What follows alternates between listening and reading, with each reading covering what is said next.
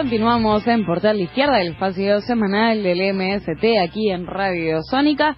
Y lo tenemos en línea a Guillermo Pacagnini, es secretario general de SICOP, la Federación de Profesionales Médicos de la Provincia de Buenos Aires.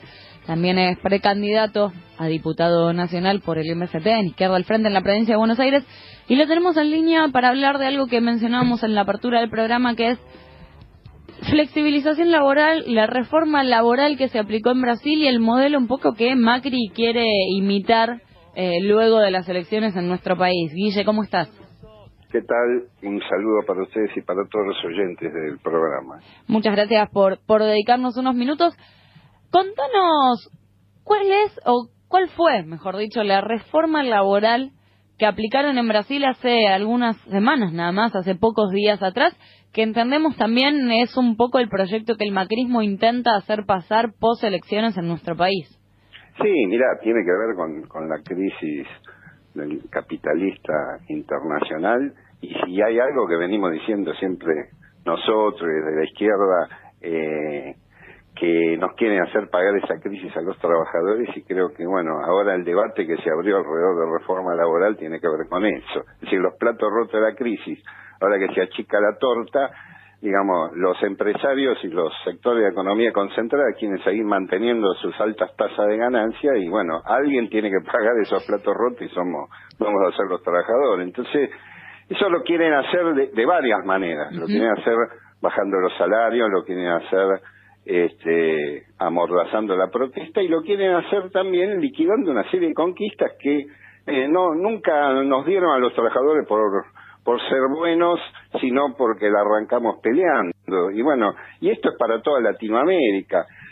Ojo, ahora es Brasil, acaba de votar el Senado, es una reforma brutal, es una ley ómnibus que ya la había aprobado la Cámara de Diputados. Está en discusión, todavía en Brasil hay muchísima resistencia, dicen que hay un 60% que está en contra, pero bueno, pero en primer lugar extiende la jornada laboral, ¿no? Que puede llegar a ser, según el deseo de las patronales, puede imponerla de manera unilateral hasta 12 horas, ¿no?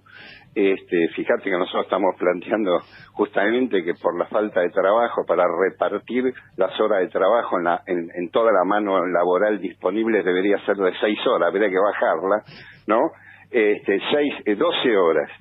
Después flexibilizan completamente las contrataciones, es decir, se pueden pagar los salarios incluso por hora o por día. Ya no hay, digamos, mensualización o quincenalización, que es lo que ha sido una gran conquista de los trabajadores para poder planificar su economía. Además te pueden echar, o sea, se pueden tomar un día y al otro día te echan.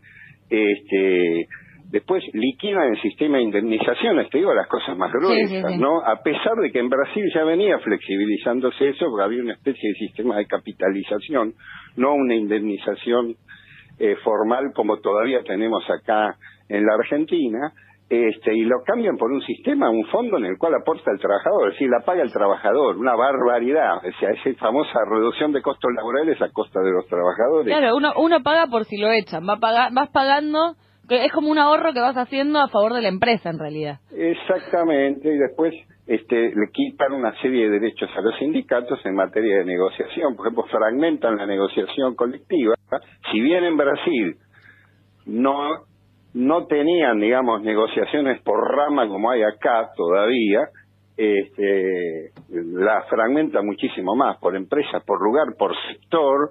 Es decir, por ahí, qué sé yo, vos puedes tener distintas condiciones laborales, distintos salarios entre un sector y otro sector de la misma empresa, o sea, barbaridades de ese tipo, contrario al principio igual trabajo, igual salario. Bueno, por supuesto, desventajas, todo el problema género y trabajo, desventajas para las mujeres en el sí, para las mercado mujeres laboral. Claro, y las mujeres embarazadas, esta cosa de que pueden hacer trabajos y tareas insalubres. Exactamente, sí. O sea, desde ya, por supuesto, también apuntan contra el fuero laboral, que por más que tenga sus limitaciones y sus costos para el propio trabajador, también tiene que ver con una conquista, que tenga tribunales propios y que tenga una vía de reclamo formal frente a tropelías de las patronales. Bueno, también se liquida eso, se dificulta mucho el acceso, se ponen trabas, y una serie de cuestiones, ¿no?, que están siendo mirados con simpatía, con cariño por todo el establishment argentino y sus voceros, sus consultores, sus consultoras, parte del mundo de abogados laboralistas que son esclavos, o mejor dicho, serviles de las patronales. Entonces, y bueno, y es el gran debate que ahora lo quieren meter. Ahora, eso tiene antecedentes porque, digamos, hay varios países como Colombia, el propio Chile, México, que ya han aplicado distintos ángulos o distintos aspectos de reforma laboral, no una ley ómnibus brutal como esta que quieren meter en Brasil. Y entonces, ahora, ¿cuál es el caballito de batalla? Bueno, acá están protestando por famosas inversiones que reactivarían. Acá está muy mal la economía, es obvio. Pues fíjate, el gobierno no puede hacer campaña mostrando algún tipo de logro económico-social. Todavía está esperando la luz al final del túnel, el segundo semestre. Los brotes verdes, todo eso. Entonces, ahora, vos fíjate que se vienen quejando. Uno, de atraso cambiario, entonces hay presión para devaluar. Ya están haciéndolo, digámoslo, en cuotas, ya hicieron una devaluación cuando subieron, pero hay más presión. Hay presión también para que incluso que le bajen la carga impositiva a los grandes empresarios, cuando en este país más del 75% de la carga impositiva la pagamos los trabajadores y los sectores populares, ¿no? Con el IVA, con el impuesto al salario. Ahora, justamente que nosotros planteamos que tienen que pagar más, justamente para que haya trabajo, salario, salud, educación, hay que grabar, y esto ya les han hecho exenciones impositivas. Acá la renta financiera no paga, se siguen quejando de que hay alta carga impositiva, pero ahora van por el tema del costo laboral. Entonces eso implica salario. Ellos dicen que acá el salario está, fíjate vos, con el nivel salarial que hay, qué sé yo, está promedio 8 o 10 mil pesos salarios, el salario mínimo que va a ser 10 mil pesos en julio del año que viene, ¿no? Dicen que está un 30% por encima de Brasil y un 40% por encima de Chile, el salario en la Argentina. Entonces hay que bajar el salario. Por eso el grueso de los 30 o 40 primeros convenios laborales que se firmaron fueron en la pauta esa que puso el gobierno alrededor del 20%, que evidentemente con la proyección inflacionaria que hay es claramente a la baja, y con complicidad, por supuesto, de la burocracia sindical que lo firmó. Después, el tema de la ART, es decir, también trabas para todo lo que sea riesgo de trabajo, es decir, la vida y el desgaste laboral de los trabajadores dejado al pie de la máquina o en la oficina o en la repartición o donde sea. Y ahora van por el tema de lo que llaman el costo laboral o las cargas laborales. Entonces, quieren hacer lo que dicen la triple reforma. La reforma laboral con flexibilización, jornada laboral de 12 horas, bueno, todo eso, flexibilizar todas las condiciones de los convenios laborales. La reforma previsional, es decir, aumentar la edad jubilatoria. En Brasil ya la hicieron, el año pasado se armó mucho lío, fue parte del desgaste de lo que había sido el gobierno del PT, que ahora con Temer se profundiza. Y después también cambiar todas las condiciones para liberalizar absolutamente las inversiones. Eso es un poco el plan patronal para seguir embolsándose las fabulosas ganancias y que los costos los paguemos los trabajadores, ¿no? Nosotros al principio del programa mencionábamos que Alejandro no está porque está en la jornada de lucha de PepsiCo en el Obelisco, que un poco también no es un emblema de esto, porque PepsiCo no es que esté en crisis o que echó 600 trabajadores porque no tenía ganancias, sino porque en pos de flexibilizar y de barrer con las conquistas también de los trabajadores, decidió cerrar la planta que tenía en la zona norte de la provincia de Buenos Aires. O sea, en cuotas también en algunas empresas esto empieza a hacerse en algunas multinacionales en nuestro país. Sí, sí, absolutamente. Acá, con complicidad de... Acá hubo varios mecanismos, además del tema de rebaja salarial. Bueno, está el tema de despidos y precarización laboral, que de alguna manera es una primera medida grotesca para reducir costos, obviamente, que es lo que están buscando, ¿no? Acá, la verdad que no hay cifras oficiales, pero hay no menos de 250.000 puestos de trabajo destruidos con gran mayoría en el sector privado, ¿no? Ahora, no menos de eso. Ahora, el tema de despidos, vos nombrás PepsiCo, tiene varios ángulos. Por un lado, el ángulo de presionar a los trabajadores para que acepten condiciones laborales más flexibles, oposición de alguna conducción sindical local, la Comisión Interna Combativa, que no responde a burocracia sindical, también barrer esas condiciones, esas conducciones, pues no, hay varios casos emblemáticos que han, digamos, producido despidos o cierres o traslados. El otro fue AGR antes, que son empresas que no están en crisis de ninguna manera, por más que barnicen los despidos como procedimiento de crisis, pero que también se quieren llevar puestas las conducciones sindicales combativas y de izquierda. Y entonces, en este caso sí, ¿pero qué dicen? Echan una parte, algunos los presionan para agarrar indemnización y otros para que los recontraten en otra planta en condiciones laborales más flexibles. Esa es un poquito la presión. Se encontraron con que hay lugares donde hay resistencia. Bueno, PepsiCo metió en debate este tema de manera muy cruda. Por ejemplo, estuvo sobre el tapete. Los patrones pueden despedir cuando quieran. Se armó ese debate. Los trabajadores tienen derecho a ocupar una empresa cuando el patrón se borra. Estuvo ese debate. Acá hubo, después del 2001, toda una serie de ocupaciones de fábricas puestas a producir empresas en general, y después pelea por la expropiación por parte del Estado para mantener la fuente de trabajo, y con alguna transición, un funcionamiento de cooperativa, pero digamos con el objetivo de que se expropien y que puedan trabajar sin patrón, que es un debate también que se colocó. Se colocó el tema de la resistencia a la represión y cómo se utiliza la represión de una manera tan brutal para, digamos, escarmentar a los que desafían la sacrosanta propiedad privada de los empresarios. Y cuando los trabajadores en realidad estaban protegiendo las máquinas, que era su fuente de trabajo, en este caso, alrededor de 600 familias. Entonces, yo creo que sí, desde ese punto de vista son emblemáticos. Bueno, ahora está Cresta Roja, donde también se aducía procedimiento de crisis, y si bien los despidos eran muchos menos, alrededor de 50, 51 despidos, se ha logrado revertir, por lo menos coyunturalmente, por la lucha de los trabajadores. Pero vos tenés que ser Carboclor, Atucha,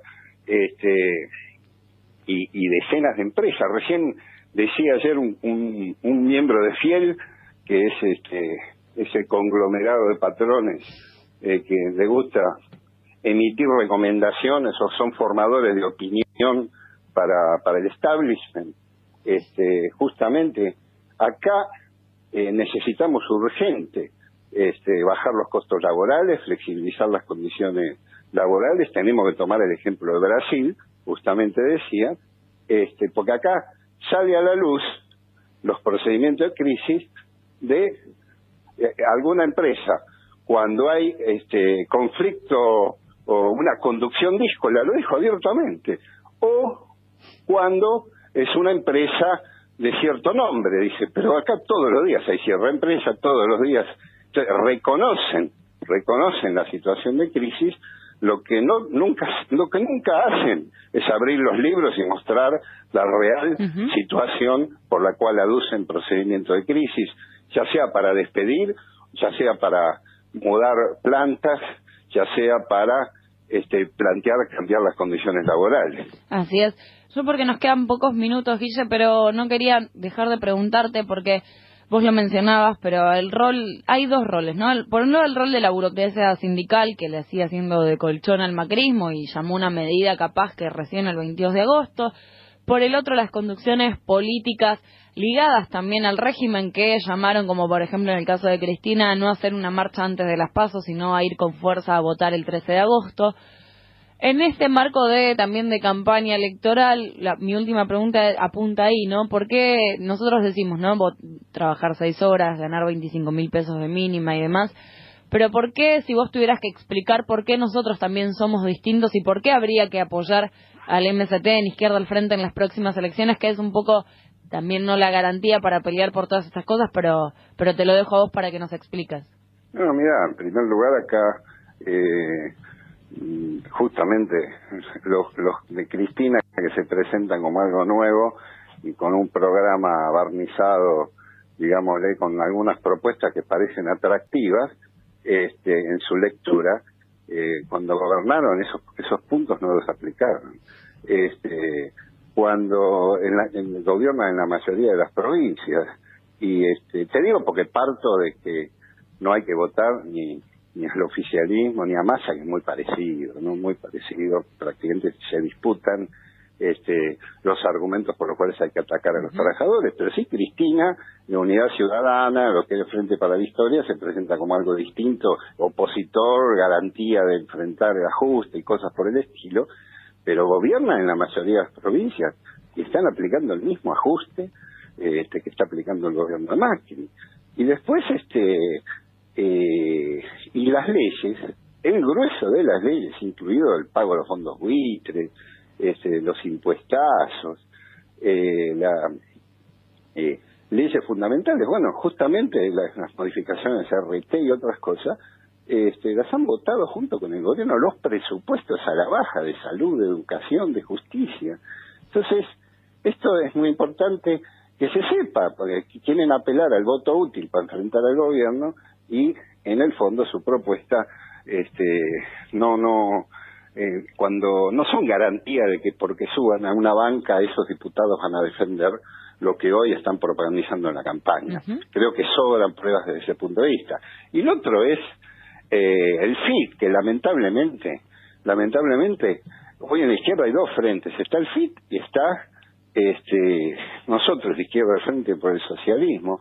Creo que logramos traer una bocanada de aire fresco al panorama de la izquierda, una izquierda que yo creo que el FIT es la oportunidad perdida, lamentablemente, porque aprovechó un espacio que se empezó a abrir para la izquierda, y en vez de llamar a construir más unidad, de tener vocación de disputar realmente, pues acá nos uniéramos todo como le propusimos nosotros, en más de una ocasión, por reuniones, por declaraciones. Bueno, creo que todos conocen que hemos pechado por lograr un gran frente amplio de toda la izquierda política y social para disputar en serio frente al gobierno y en particularmente al FIT.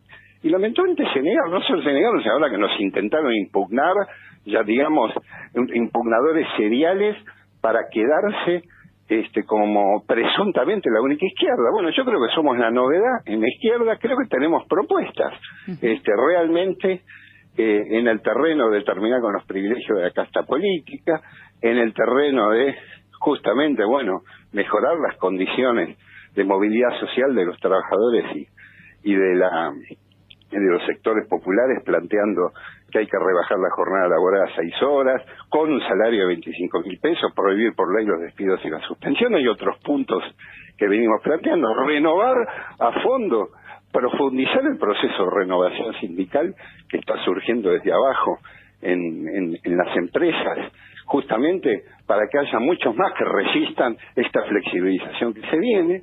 Y bueno, esa es un poco la cuestión. No se le puede echar la culpa a la gente que no peleó, sobre todo en este año que ha tenido el índice de conflictividad más alto en mucho tiempo, que incluso literalmente se arrancó un paro general, pero lamentablemente eso no tuvo continuidad justamente por responsabilidad de los dirigentes sindicales que van en las listas de estos partidos que ahora se presentan como diferenciándose del gobierno y del oficialismo. Entonces, no, creo que son más que motivos para que, además de luchar y de prepararnos para salir a las calles, seguir saliendo a las calles, ponerle el voto a Izquierda al Frente, a Vilma Ripoll en la provincia de Buenos Aires y Alejandro Bodar en la capital, ¿no? Así es, Guille. Bueno, nosotros nos quedamos sin tiempo, seguramente igual te invitemos al piso en las próximas semanas para hablar, que siempre es un placer tenerte al aire. Gracias a vos, y un saludo para todos. Muchísimas gracias. Dialogábamos con Guillermo Pagagnini, precandidato a diputado nacional en la provincia de Buenos Aires por el MST en Izquierda al Frente.